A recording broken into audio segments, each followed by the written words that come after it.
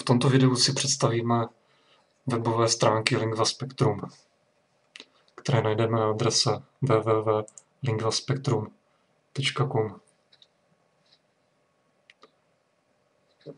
Takže na první stránce nás přivítá usměvavá tvář lektora a autora těchto stránek Richarda Chalmerse.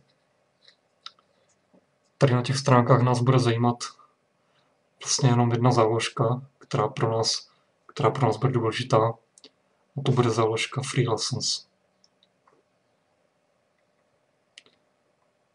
Takže tady se nám zobrazí volba Find Lessons, takže si vybereme By Level a tady si zvolíme úroveň, která je pro nás aktuální. Takže my si můžeme zvolit třeba úroveň Intermediate.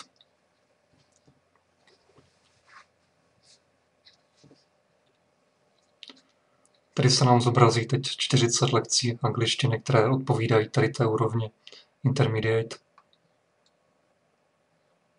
Takže vyzkoušíme třeba druhou tady z těch lekcí Thank you Cleaners. Klikneme si na obrázek a tady se nám ukáže instrukce, jak s tou lekcí pracovat. Takže první věc, kterou bychom měli udělat, by mělo být shlédnutí videa. Tady ta videa Lingua Spectrum mají velmi pěkné grafické zpracování a mají velmi dobrou úroveň, takže určitě neuděláme chybu. Toto video má 11 minut 20 sekund, takže první věc, kterou zkusíme udělat, bude, že si toto video zvládneme.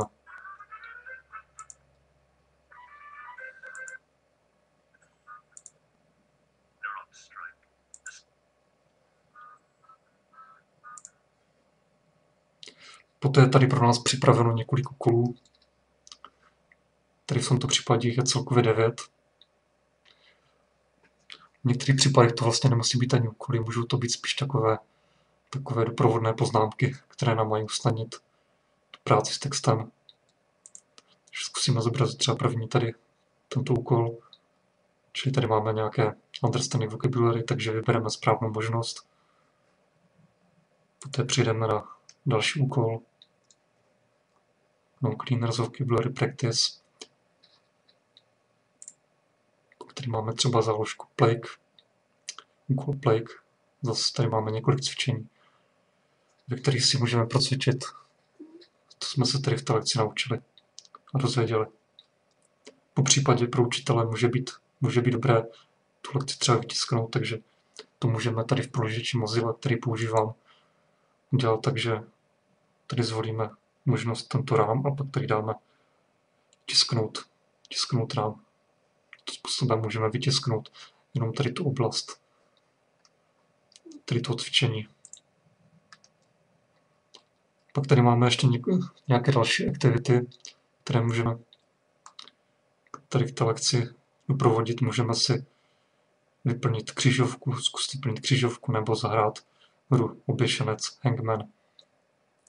Tady budeme doplňovat jednotlivá písmena, snažit se uhodnout slovo.